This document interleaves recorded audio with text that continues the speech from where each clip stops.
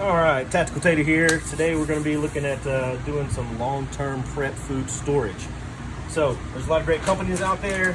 I could give you a list of ones I've used in the past, but there's also something we said about doing it yourself. So what we have here, we have about 15 pounds long grain white rice.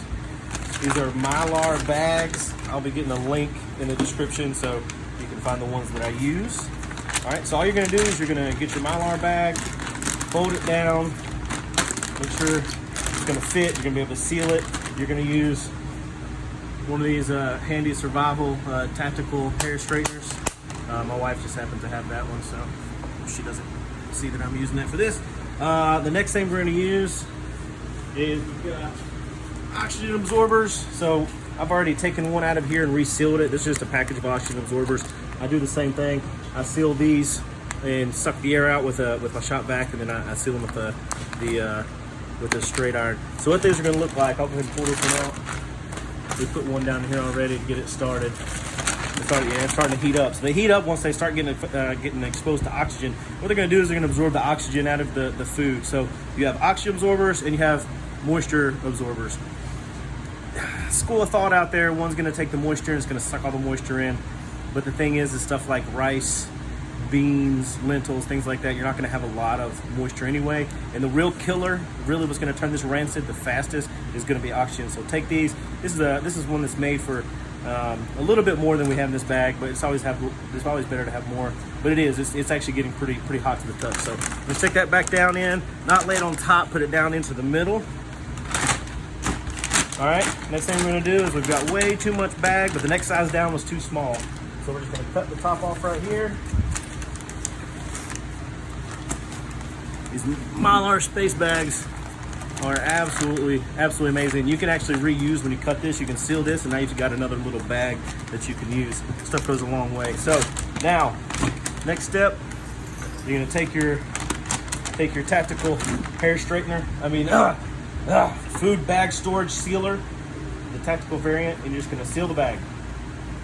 All right. I like to go too deep.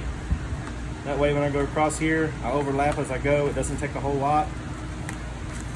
And I don't know if you can see from the side there, but you actually see this is actually sealing it. Now, of course, that's really hot, so you want to be careful there. You're going to leave a little opening at the end, just like that. Now, what I do is I go back. Just make sure that it's completely sealed up. Now, you don't want to do that too much. You don't want to hold it in one place too long, or this will actually melt, and then you've just got a mess in your hands. So, next thing you're going to do, you're going to take your assault vacuum. Mine just happens to have some tactical tape on here because I lost the connector. I'm not going to tell my wife that either. Turn the vacuum on.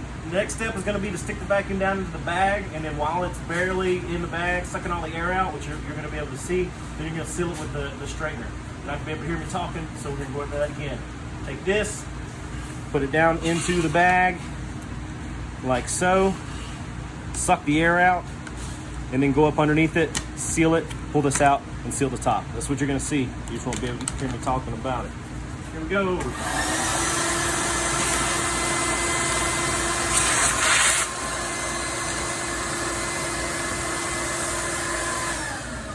Sometimes if you make the hole a little too small, you got to put it in and then turn it back. You're going to work the food around a little bit in there, help it get all that air out.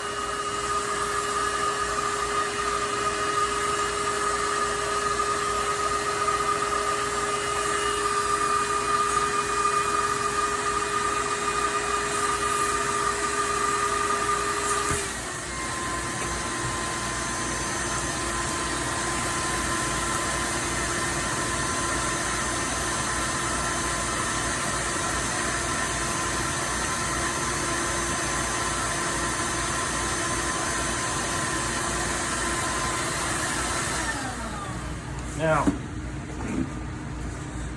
next thing you want to do, feel around here. See if you see air going into it. You can put your ear up to the seal and see if you feel the air. It's best to let it sit out for a couple hours. That way you know if air's getting back into it. You can see these impressions that the rice are making. I mean, this thing is like a brick. I mean, it is pretty solid.